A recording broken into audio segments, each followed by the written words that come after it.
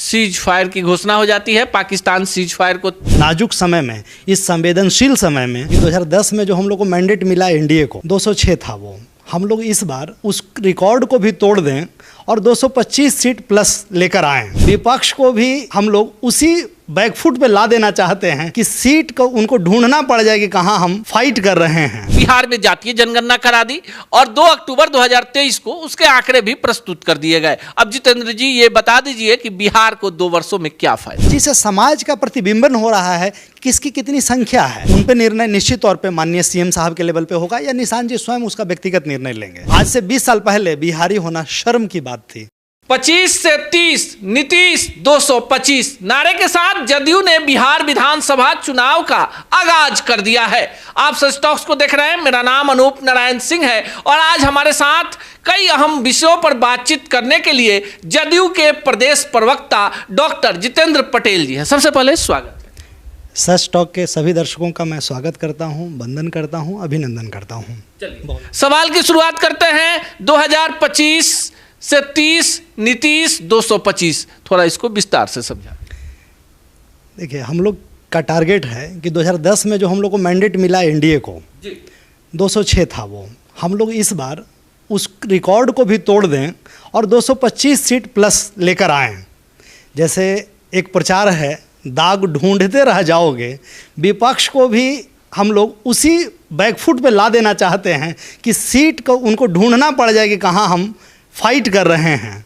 और पिछले 20 सालों में नीतीश बाबू के नेतृत्व में फेनोमेनल कार्य हुआ है बिहार में, एनडीए के नेतृत्व में, नीतीश बाबू के नेतृत्व में एनडीए के साथ, और हम लोग उसी विकास की परिपाटी को अगले 5 साल तक और बढ़ाना चाहते हैं।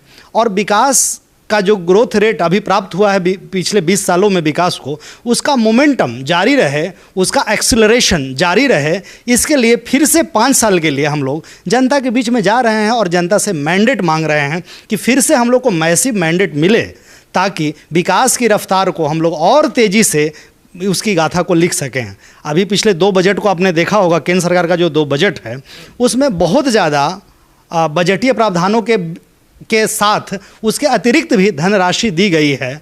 मखाना बोर्ड आ गया, राजगीर से गया के बीच में इंडस्ट्रियल कॉरिडोर आ गया, ग्रीनफील्ड एयरपोर्ट दिया गया है। तो इस तरह से डबल इंजन की सरकार बिहार में और केंद्र में काम कर रही है।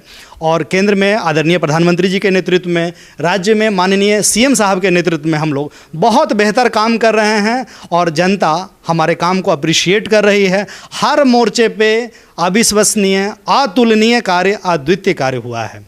भारत और पाकिस्तान के बीच युद्ध के हालात हैं। सीज फायर की घोषणा हो जाती है, पाकिस्तान सीज फायर को तोड़ देता है और सोशल मीडिया पर जो कुछ भी चल रहा होगा, जितेंद्र जी आप चूंकि पार्टी के प्रवक्ता हैं, आपने भी देखा होगा, आपको नहीं लगता है थोड़ी जल्दीबाजी हो?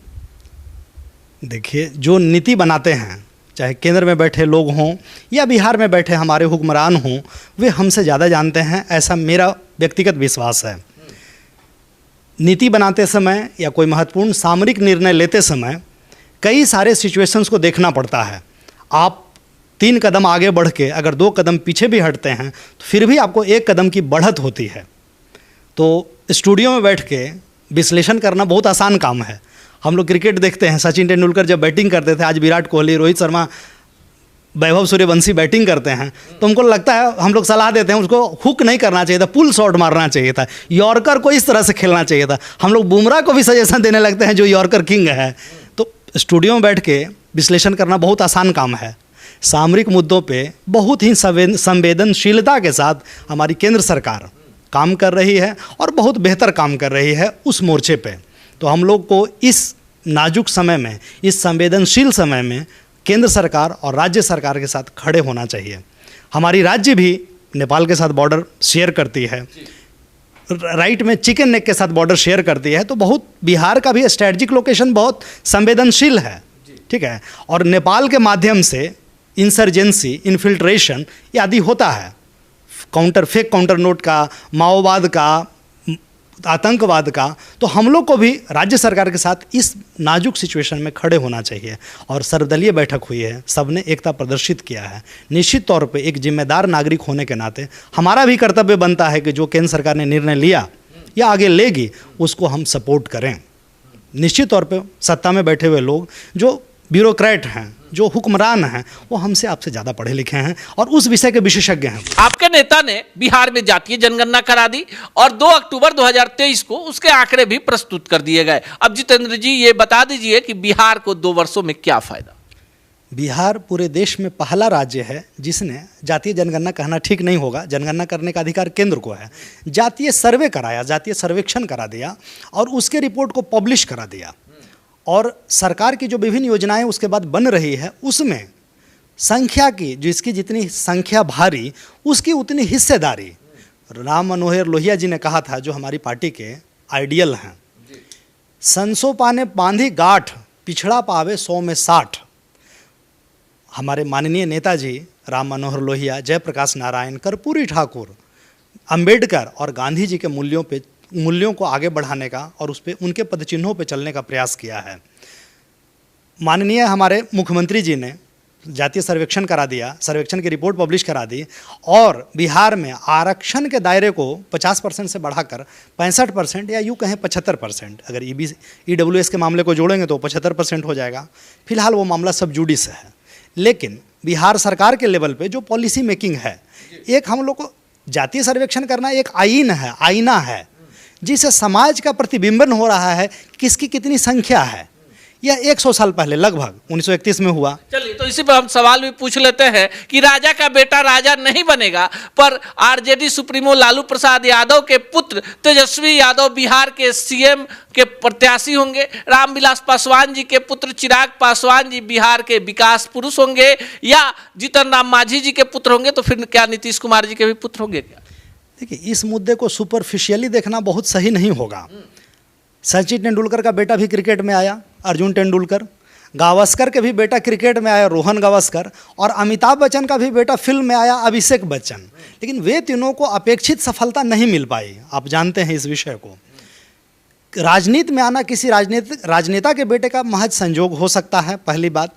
दूसरी बात कि अगर उनमें योग्यता होगी तो आगे कंटिन्यू करेंगे। नेता के सिर्फ आ जाने से राजनीति में चुनती तो उसको जनता है ना। क्रिकेट में जब तक वो टैलेंट नहीं रहेगा। अच्छा, सचिन तेंदुलकर किन के बेटा थे जो क्रिकेट में आ गए? विराट कोहली किन के बेटा? उनके पिताजी का नाम आपको पता है? वैभव सूर्यवंशी किन के बेटा? उनके पिताजी क्या क्रिकेटर रहे हैं?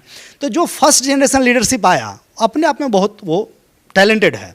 जैसे बिहार के संदर्भ में देखिएगा, 3 बड़े नायक लालू जी, नीतीश जी और रामविलास जी स्वयं संघर्ष करके राजनीति में अपना करियर उन्होंने बनाया या अपना मुकाम बनाया, लोगों की सेवा की। मेरा सवाल अब उतना विषय की गंभीरता में जाने का नहीं है, सीधे सीधे पूछ लेते हैं, क्योंकि आप पार्टी के प्रदेश प्रवक्ता हैं, पार्टी में काफी लंबी सेवा दी है। निशांत कुमार का स्वागत कर रहे हैं आप लोग। देखिए, निशांत जी पे निर्णय हमारे लेवल पे नहीं होता है। मैं पार्टी का एक सिपाही हूँ, एक कार्यकर्ता हूँ, प्रवक्ता हूँ।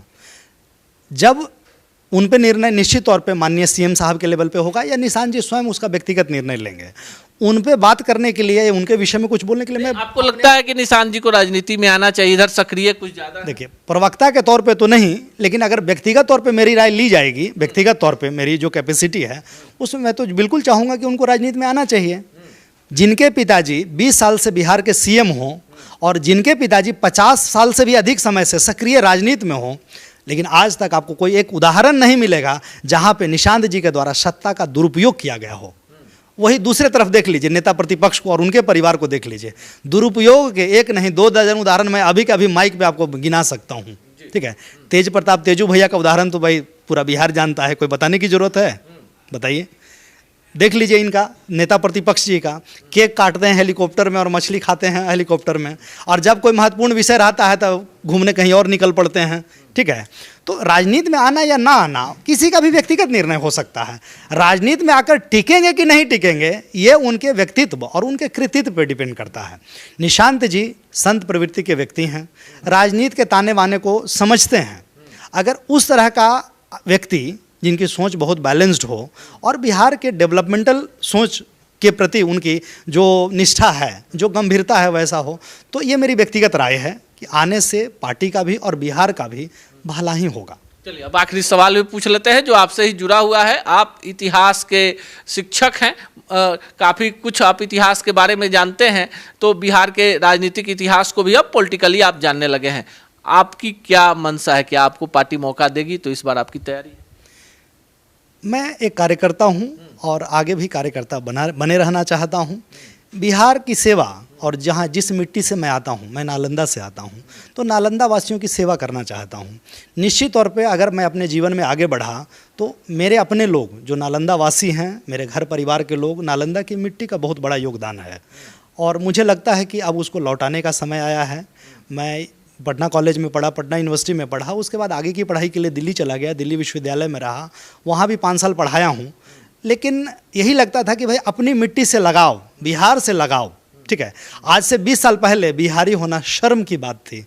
पिछले 20 सालों में ये प्राइड फील आया, सेंस ऑफ प्राइड अंदर आया। बिहारी होना आज हमारे लिए गर्व की बात है। तो जिस कार्य को नीतीश बाबू ने पिछले 20 वर्षों में बढ़ाया है, बहुत सारे मानक पे बिहार को स्थापित किया है, निश्चित तौर पे हमारे विकास पुरुष के किए गए उन्हीं कार्यों को हम लोग आगे बढ़ाना चाहते हैं। नालंदा ज्ञान की भूमि है। शिक्षा के संदर्भ में हम लोग कुछ काम करना चाहते हैं। नालंदा में जो हमारी हेजेमनी है, जो हमारी लेगेसी है ज्ञान की भूमि का, उसको हम लोग आगे बढ़ाना चाहते हैं। बाकी राजनीति में पद मिलना नहीं मिलना ये अलग सेकेंडरी दीगर बात है। पार्टी में हूँ, मैं संगठन में हूँ, संगठन का कार्य आगे करना चाहता हूँ। आप इस पूरे प्रकरण पर क्या सोचते हैं, कमेंट बॉक्स में जरूर बताइएगा।